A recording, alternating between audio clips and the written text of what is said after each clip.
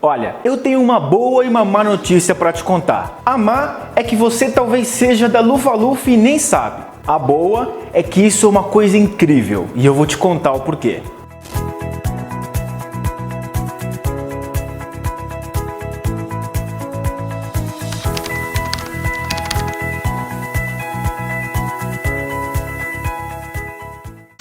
Oi, eu sou o Vitor Vaz e eu queria te perguntar um negócio. Se você pudesse escolher uma casa de Hogwarts que você frequentaria, você escolheria a Lufa-Lufa? Seja honesto comigo. A resposta é provavelmente não. Eu acredito que a razão disso tenha dois culpados, digamos assim.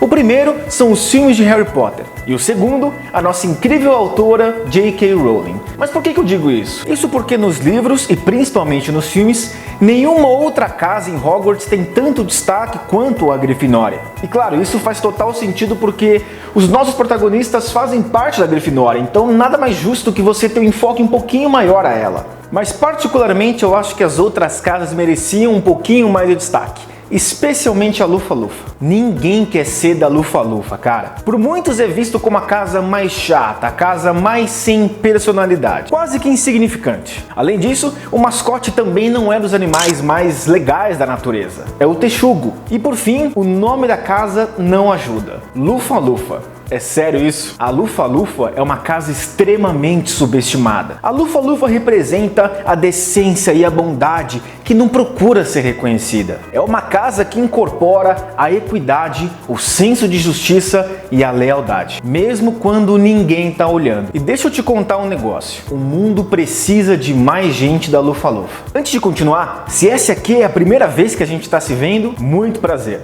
Eu sou o Vaz e bem-vindo ao canal da Lemon, cara. É demais ter você por aqui. Mais legal ainda é se você deixar o like, compartilhar esse vídeo com todos os seus amigos e se inscrever no canal. Sabe aquele teu amigo que você jura de pé junto que ele seria da Lufa-Lufa e ele tem vergonha disso? Mostra esse vídeo pra ele ou ela. Tá.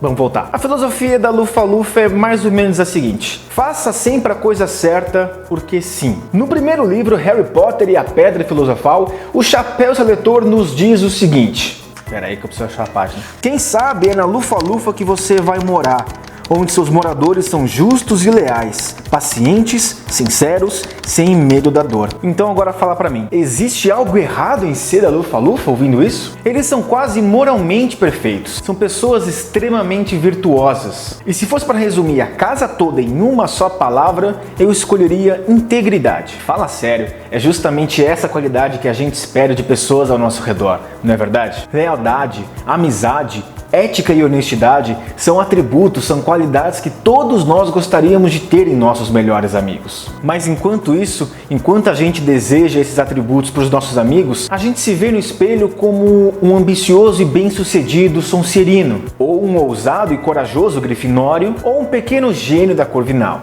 E olha só, a própria autora da série, a nossa querida J.K. Rowling, já disse em uma entrevista um tempo atrás que a Lufa-Lufa era a sua casa favorita, cara. Isso aqui é mais do que isso. Mas fica aqui uma pergunta. Por que tão poucos de nós gostaríamos de ser identificados como membros da Lufa-Lufa, sendo que a gente sabe que eles fariam do mundo um lugar melhor? A resposta, meu amigo, é muito mais complexa do que você imagina. Parte do problema é que essas virtudes que eu citei que pertencem à Lufa-Lufa são desvalorizadas na sociedade moderna que a gente vive hoje. A paciência, a lealdade e a honestidade são atributos que são muito menos recompensados que outros, como por exemplo a ousadia ou a inteligência. Eu acredito que a maior razão pela qual a Lufa-Lufa não é tão apreciada como as outras casas é que enquanto tá todo mundo se vangloriando pelos atos que fizeram, os caras da Lufa-Lufa estão de boa ali no seu cantinho.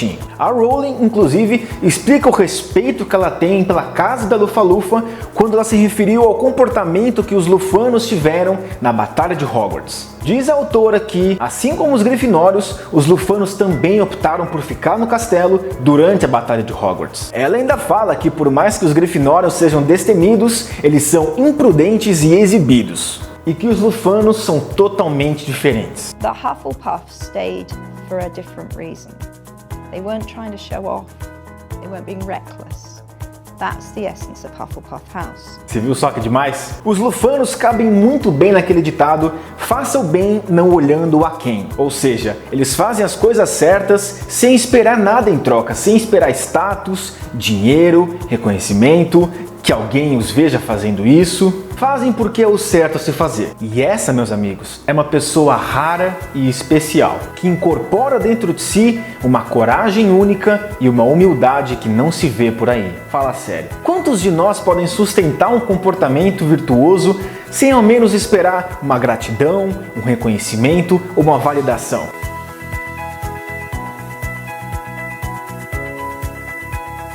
O principal lufano que nós conhecemos na obra de Harry Potter é o Cedrico Diggory, e ele incorpora perfeitamente as qualidades da casa. Se você já leu O Cálice de Fogo, você deve lembrar que o Harry invejava o Cedrico, porque no fim do dia o Cedrico era uma versão mais popular e mais bonita do Harry.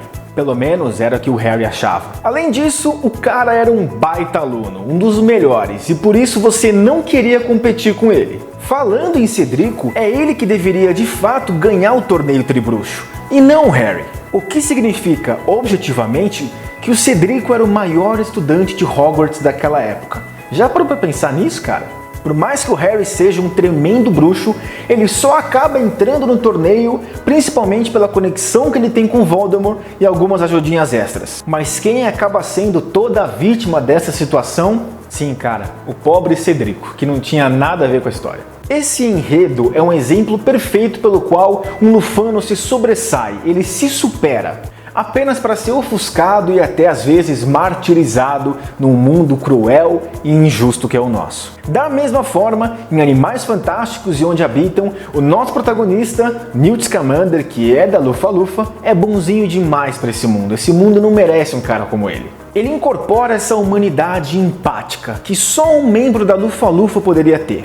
A sua preocupação altruísta para com os animais, por exemplo, representa uma espécie de alternativa à violência dos homens, que, de acordo com Newt Scamander, é a espécie mais cruel que já pisou por aqui. As cores da Lufa-Lufa são amarelo e preto. Lembra do primeiro vídeo do canal, onde eu falo sobre a Casa Stark e os seus simbolismos, onde eu introduzo para vocês o conceito de psicologia das cores, que é um estudo na qual o nosso cérebro identifica certas cores e a transforma em sensações? Bom, eu vou deixar o link aqui na descrição e um card aqui em cima para você ver esse vídeo que está muito bom. Enfim, voltando.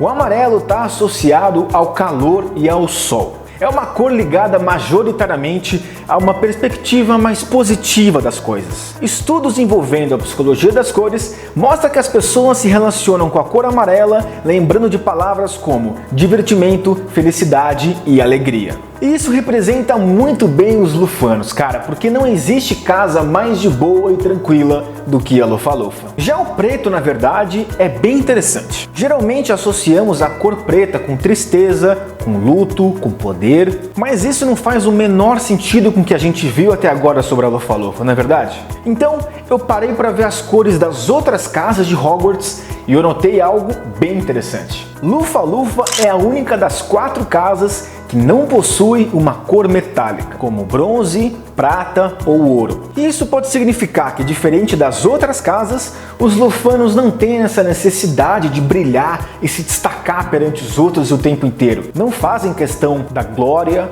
da elegância ou da luxúria que essas cores trazem. Além disso, também é uma cor que pode ser associada à natureza, à terra. E aí vem o nosso próximo assunto.